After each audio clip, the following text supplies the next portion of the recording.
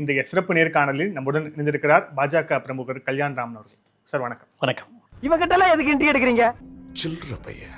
நீங்க எப்போ ராஜினாமா லெட்டர் கொடுக்க போறீங்க? ஏன்னா உங்க கட்சியில் நிறைய பேர் ராஜினாமா லெட்டர் கொடுத்துட்டு வேற ஒரு இடத்துக்கு போயிட்டு இருக்கிறாங்க. இந்த இடத்தை விட்டு போனேன்னு வச்சுக்க சோத்துக்கு தான் மனுஷனா மானரசம் வேணும். அது மனுஷனுக்கு தானே. ஆமா இல்ல, ஏன் ராஜினாமா பண்றாங்கன்னு உனக்கு உண்மையாவே புரியலன்னா, ஒரு விதமான ஒரு தவறான அபிப்பிராயம் எங்களுக்கு மோடியின் ஆதரவு இருக்கிறது, எங்களுக்கு அமித்ஷாவின் ஆதரவு இருக்கிறது என்று ஒரு பொய்யை கூறிக்கொண்டு ஒரு அமைப்பு தன்னை உருவாக்க பார்க்கிறதுன்னு தான் இப்ப நான் பாக்குறேன். அப்படி அண்ணாமலை எங்கேயும் சொல்லியே. ஓப்பனிங் சீன்லயே அவமானமா? அண்ணாமலை வாயால சொல்லணுமா என்ன? சொல்றது வாயால தான் சொல்லணும். ஒரு ஆர்டரா ஃப்ளோவா போய்கிட்டு இருக்கல, கூட கூட பேசினா மறந்துட மாட்டானா? நான் எதையும் சொல்லவில்லையே. கரெக்டா நீங்க அண்ணாமலை மாதிரியே பேசிட்டீங்களா? அது எப்படி கலாய்ச்சிட்டாராமா? இல்ல நான் சொல்லி கொடுத்தாரா? நான் கேட்கிறேன். அண்ணாமலை உங்களுக்கு சொல்லி கொடுத்தாரா? இப்படி கேளுங்க. என்ன உனக்கு என்னப்பா, நீ பைத்தியம். நீ என்ன வேணாலும் பேசலாம், நாங்க அப்படியா? இல்ல அவர் இருக்கும்போது உங்களுக்கு சொல்லி கொடுத்துருக்காரா? நீ கேட்ட ஒவ்வொரு கேள்வி என்ன செருப்பால் அடிச்ச மாதிரி இருக்குடா. மாதிரி இல்ல, உண்மையிலே செருப்பால தான் அடிச்சாங்க. இந்த வெப்சைட் விஷயம் ஏன் உங்களுக்கு இவ்வளோ கான்சென்ட்ரேட்டடா அது சம்பந்தமா நீங்க யோசிச்சுட்டு இருக்கீங்க? எனக்கு புரியல. இப்போ தமிழ்நாட்டுல வேற பிரச்சனைகள் இல்லாம அது கான்சென்ட்ரேட் பண்றீங்களா? மாற்று கிடையாது. இந்த வெப்சைட் விஷயம் வைத்திருச்சல் அதை நேரடியா சொல்ல முடியாம 2 சென்டிமீட்டர் நோட்டீஸ் வந்திருக்கேன். நீ என்னைய கேட்டா இவன் மூஞ்சில எல்லாம் முழிச்சு நீங்க இந்த ஏரியால வாழ்றத விட ஏரியா விட்டு வேற ஏரியாவுக்கு போயிருங்க, இன்னும் வாழ்க்கை நல்லா இருக்கும். இல்ல உங்களுடைய ஐடியா என்னதுல? அதாவது ஒரு மிஸ்ப்ரோபகண்டாவை எடுக்கணும்னு ஒரு கும்பல் முயற்சி பண்ணுது. மோடி அவர்கள் மற்றும் அமித்ஷாவின் ஆதரவுடன் தான் இது நடக்கிறது, இது B team, C team, D team அப்படின்னு ஒரு பொய்யுரையை பரப்பும் முயற்சி அதில் இருக்கு. இந்த ஒன்ன தாங்க 9 வருஷம் ஊருக்குள்ள சொல்லிட்டு சுத்துறான். திருவிழாவுக்கு போனாலும் இதுதான் சொல்றான், சந்தைக்கு போனாலும் இதுதான் சொல்றான். ஆனா அது என்னன்னு அவனுக்கும் தெரியாது. அதுக்காக சம்பந்தப்பட்ட அந்த பலூன் பேசாட்டா கூட தன்னை சுத்தி இருக்கிற மற்ற பலூன்களை பேச வைக்குது. இப்போ உனக்கு என்னப்பா பிரச்சனை? நான் சாதாரணமாக பெரிய பெரிய விஷயங்களே விளையாடுறேன். நான் நீங்க ஜாலியா விளையாடி பாக்குறீங்க. ஜிஹாதி குரூப்ஸோடலாம் நான் எப்படி விளையாடுறது உங்களுக்கு தெரிஞ்சிருக்கும், நான் சொல்ல தேவையில்லை. குடிச்சட்டிக்கு காசு கொடுக்க வக்கில்ல, நீங்க எல்லாம் ரவுடிய. நான் ஜிஹாதி குரூப்ஸோடய சாதாரணமாக பெரிய பெரிய விஷயங்களை வச்சு விளையாடினேன். இது ஒன்றுமே இல்லை, அது மிக சாதாரணமான ஒரு சப்ஜெக்ட். அதனால யார் நீயா? அது என்னமா அப்ப கொஞ்சம் கூட வெக்கப்படாம பேசிட்ட? பட் அடிப்படையில் நிறைய கேள்விகள் இருக்கு. நீங்க உறுப்பினர் சேர்க்கையில போய் அப்படின்னாலும் கூட உங்க நிர்வாகிகள் கண்ணு முன்னாடியே ராஜினாமா பண்ணிட்டு போறாங்க. அப்படி கேளுங்க. அதுவும் அவங்க எல்லாம் போறவங்க ஒரு ஆபீஸ் பேரர் லெவல்ல இருக்க முடியும் கிடையாது. அவங்க எல்லாமே துணைத் தலைவர் வரைக்கும் கட்சியில இருந்து போறாங்க அப்படிங்கறத பாக்குறோம். செய்தி தொடர்பாளர்கள் பிரதமருக்கு மொழிபெயர்ப்பு செய்தவர்கள் சொல்லிட்டு அறிக்கை வெளியே விட்டுட்டு போறாங்க அப்படின்னு பாக்குறோம். எங்களுக்கு இதுக்கு மேல தொடர விருப்பம் இல்ல, வேட்பாளராக நிறுத்தினவர்கள் உட்பட. இது என்ன மெசேஜ் இருக்கு? இதுல என்ன போய் அருமையான மெசேஜ். இப்ப நான் என்ன உங்கள்ட்ட சொல்றது? 20 வருஷத்துக்கு மேல கட்சியில இருந்தவங்க எந்த நம்ம பேர்லாம் சொல்லுங்க பார்க்கலாம். ஒரு மாவட்ட தலைவர் சொல்றாரு, அப்புறம் சுமந்தி வெங்கடேசன், அதுக்கு முன்னாடி சுமந்தி வெங்கடேசன் எடுத்துக்கோங்க. அவங்க வர்றதுக்கெல்லாம் காரணமானவங்கள நான் ஒருத்தன், அதனால எனக்கு தெரியும். இப்போ போறதுக்கு யார் காரணம்? போறதுக்கு யார் காரணம்? சரி, இது ஒரு இல்யூஷன்.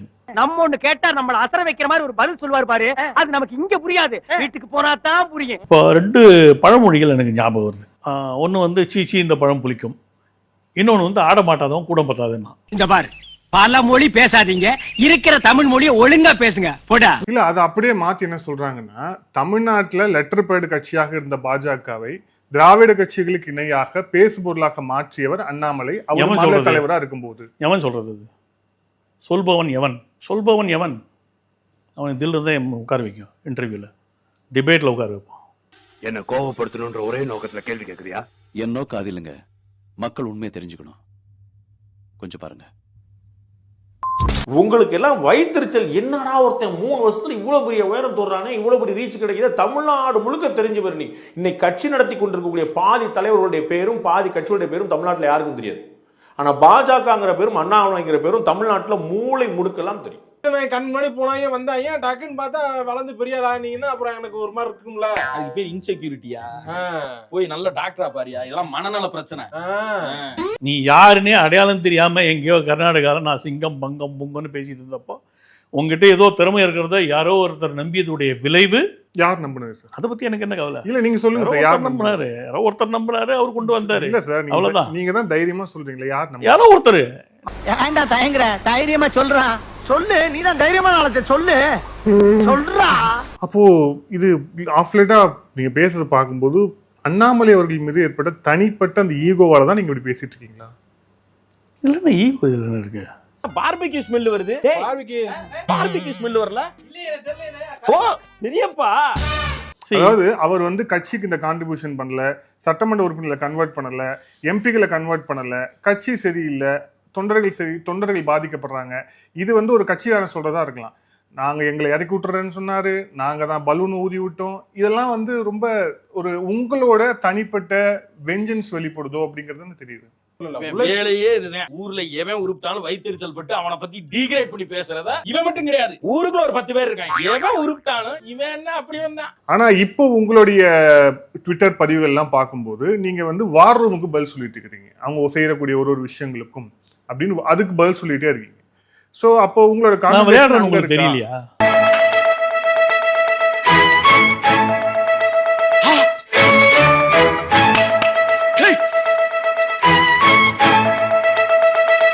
நான் ஜாலியா விளையாடுறேன்னு தெரியல உங்களுக்கு?